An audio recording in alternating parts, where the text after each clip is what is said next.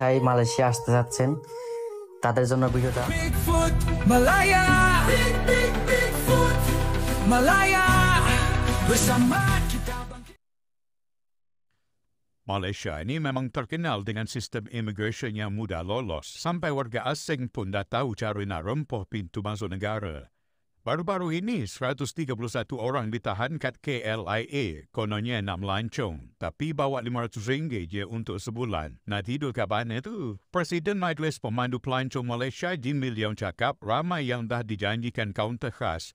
Maknanya ada laluan yang boleh bypass pemeriksaan ketat dan benda ini wujud sebab dulu ada pegawai-pegawai yang settle tepi. Sampai ejen-ejen luar negara pun confident hantar masuk lagi ramai. SPRM pula tahan 2 warga Bangladesh yang dikaitkan dengan sindiket guna taktik counter setting. Katanya pegawai penguatkuasa dapat habuan RM1,800 ke RM2,500 seorang. Jimmy mencadangkan immigration kena rombak. Tak boleh bagi kuasa penuh kat pegawai kaunter je.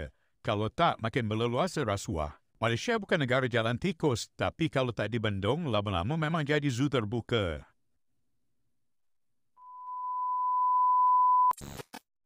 আসসালামু আলাইকুম প্রিয় বন্ধুরা, বিশেষ করে যারা ট্যুরিস্ট ভিসায় মালয়েশিয়া আসতে যাচ্ছেন তাদের জন্য ভিডিওটা। দেখেন, তারা আজকে 2-3 দিন ধরে মালয়েশিয়াতে আসলো, কিন্তু তাদের কাউকে বের হতে দিল না। দুঃখজনক বিষয়। তো সবাইকে বলবো, এত টাকা খরচ করে মালয়েশিয়া আসেন না, সবাইকে আবার দেশে ফেরত পাঠানো হচ্ছে। তো সবাই ভিডিওটা মনোযোগ দিয়ে সহকারে দেখবেন, পেজটা ফলো করবেন। আসসালামু আলাইকুম।